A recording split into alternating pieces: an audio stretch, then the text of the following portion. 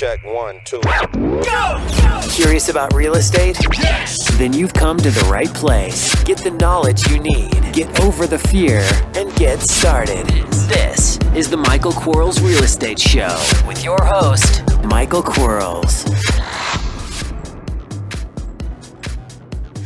Hello, everybody. Michael Quarles with Podcast 122.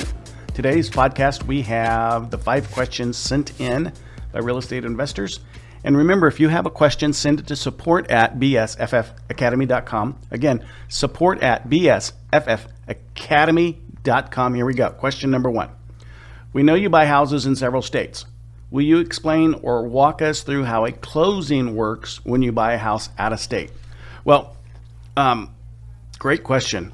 We have everything systemized in our CRM. So our CRM actually tells our closing or transaction coordinator step by step what to do, from ordering the BPO to opening escrow or closing, turn utilities on once we buy, those kinds of things. So in basic form, what we end up doing is once we have a contract signed by the seller, and let's assume for a second it's a cash offer, then we're going to order, prior to opening up escrow or closing, we're going to order a BPO from an agent in the local marketplace. So one, if we don't have one already established, we're going to find one. If we can't find one, we're going to use a BPO service that we've set up with. Once we receive that BPO back and it confirms our value that we've placed on the property as a not the purchase price, but the value exceeding the purchase price, then at that point we're going to open up the closing and wait for the preliminary title report. We want to make sure that the seller can actually sell us the property, both that they have the ability to because they're on title and there aren't any title issues on how they obtain title, and secondly, that they don't have any involuntary liens against the property that would be in excess of the amount that we've contracted, things like mechanics liens, child support liens, tax liens, those kinds of things. If everything from yes, they can sell it to us, comes back affirmed, then we then send out and order an appraisal from the local marketplace. And again, if we can't find an appraisal in the local marketplace that will do it timely, and time is somewhat of the essence, then we'll go through a national appraisal company that will order those much quicker for us. We're going to spend more money. But if we have an appraiser that comes back and says, I can get to it in 3 weeks, and we've called 5 of them, and that's what all 5 of them have said, then we're going to use the national company, which guarantees it in 72 hours. So, and then from then, if we have that appraisal come back, then we're going to set up for closing. And then at some point, if it's a cash transaction, we're going to go back through and renegotiate the cash transaction if we can, if we've heard the trigger words through the conversations with the seller during the process of communication with them. And then there's a host of things that we're going to do once we have purchased it. So, great question. It's a bigger question than I just answered, but without getting in really minute details, step by step, it's hard to answer. Sorry about that. Question number 2. You're in California and you buy houses in North Carolina. Can you explain how it works when you sell it? Just hire a real estate agent. So the realtor that did the BPO for us typically is going to be our boots on the ground, and they're going to tell us, well, one, they've already told us what they think it is, so they've already seen the inside of the house, taken a lot of pictures of the house, did a complete BPO, which is bigger than a comparative market analysis, which is a cursory review that most agents do. So a BPO is one step above that, one step below the full appraisal. But one of the beautiful things about having boots on the ground locally is that they're going to be in charge of or be charged for confirming that utilities have been turned on. So they're going to turn on utilities, gas, water, electric. They're going to hire and make sure that maintenance is scheduled. So landscaping, like the gardener kind of thing. Of course, they're going to place their sign. They're going to place the lockbox. If it needs to be trashed out, they're going to facilitate that for us.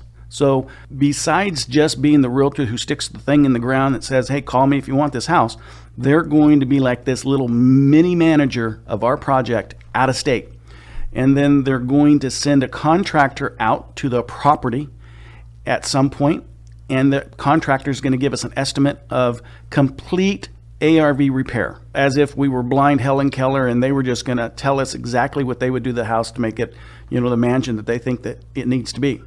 We're not going to do any of those things, but we want to see what the total cost or exposure could be to somebody to make sure our prices are in line. So we'll trash out, and we're going to take the utilities and turn those on. We're going to make sure the gardener's always there to do those kinds of things, and go from there. Question number 3, does anyone have to physically represent you at either closing? Not so far. We do a lot of stuff because we're in California and we do stuff in our local marketplace. The escrow closing company that we use is very good about doing all of our notaries for us. And so far, so good. So, I think it's pretty cool that you can buy houses all over the country and never go see them. And although our eyeballs never see them except for what we see on the digital documents, but it is getting seen on our behalf, and it's kind of cool. Thanks for listening to Buy, Sell, Fix, Flip. We'll be right back. Are you running out of leads? It's time you tried Yellow Letters at yellowletters.com. Get motivated seller leads through Yellow Letters, postcards, zip letters, typed professional letters, greeting cards, door hangers, and business cards. Yellow Letters is a full-service marketing company created with your success in mind. Get the personal attention you need to get your direct mail campaign started and get in touch at yellowletters.com. And we are back in 3, 2, 1.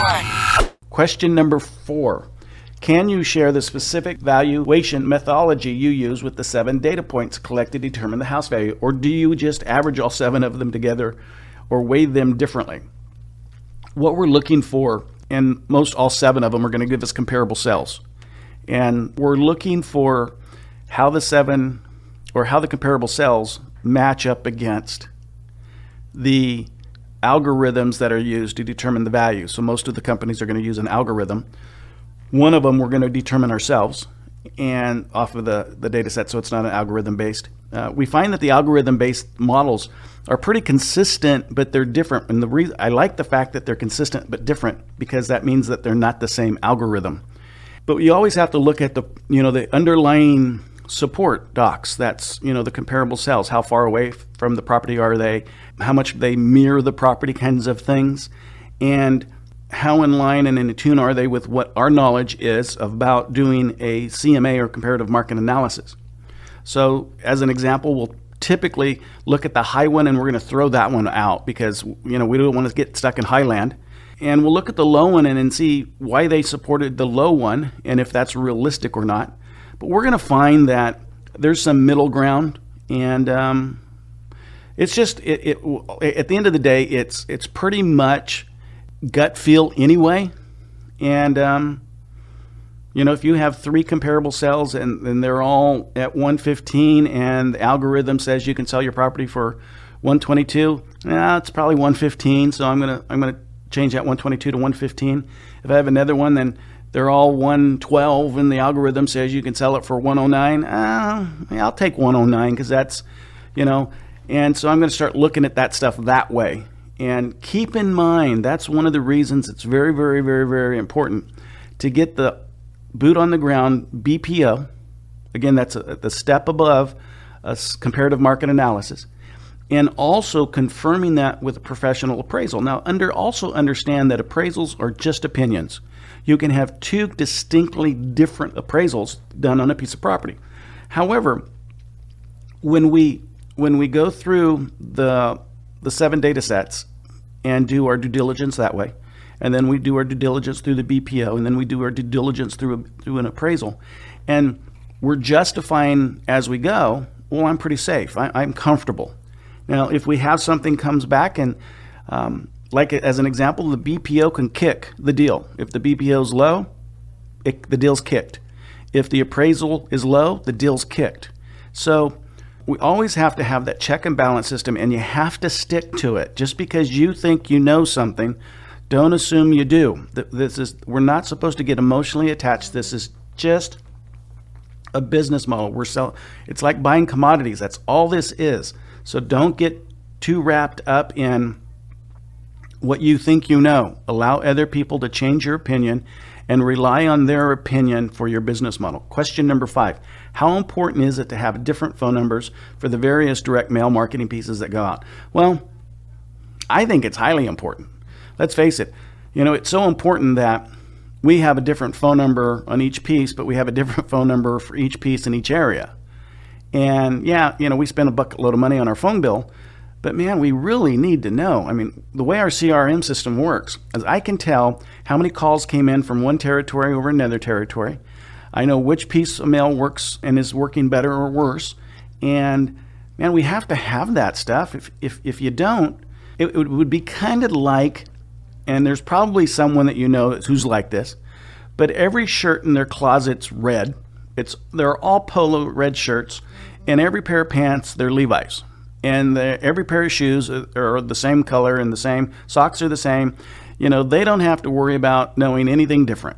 That's who they are. Well, that's not how you run a business. You can't have a business run that same way. You have to make sure you have to check and balance which one looks better, which one fits better, which one is going to perform better, which one am I going to have the best result with in each territory. And I can tell you as we cross the country, and one of the nice enlightening things that I'm learning is not everything is created equal. So you have some communities that are harsher and harder to deal with, and you have some communities that are welcoming you with open arms.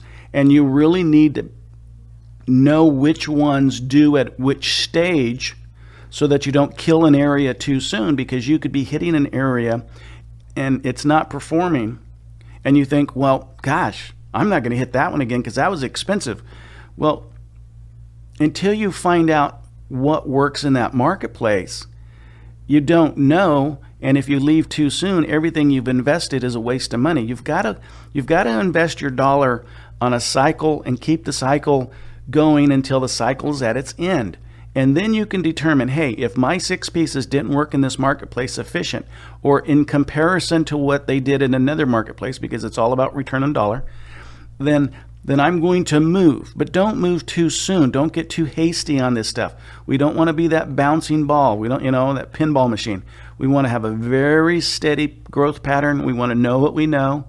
We want to determine what we don't know. And we want to be satisfied with our systems that will create the answers that we don't have when we need the answers. And by all means, track. I have a full-time systems administrator that all he does is give me the ability to track. It's crazy that I have to have a full-time person to just give me the numbers at my fingertips. But I want them because I can't not run a business at the scale that we're running it, or at the scale that an individual investor would run theirs, without the knowledge of the numbers. Great podcast today. I hope it was anyway. Letting everybody know we've turned the academy back on. And so it's full bore again. All you guys that wanted to, and gals that wanted to sign up, who couldn't get into the 2 seats, it is absolutely open. So don't run all in too fast, but come on in and let's get you going in real estate investing. And until tomorrow, bye-bye. Thanks for listening to the Michael Quarles Real Estate Show. Get more info and stay in touch at michaelquarles.com.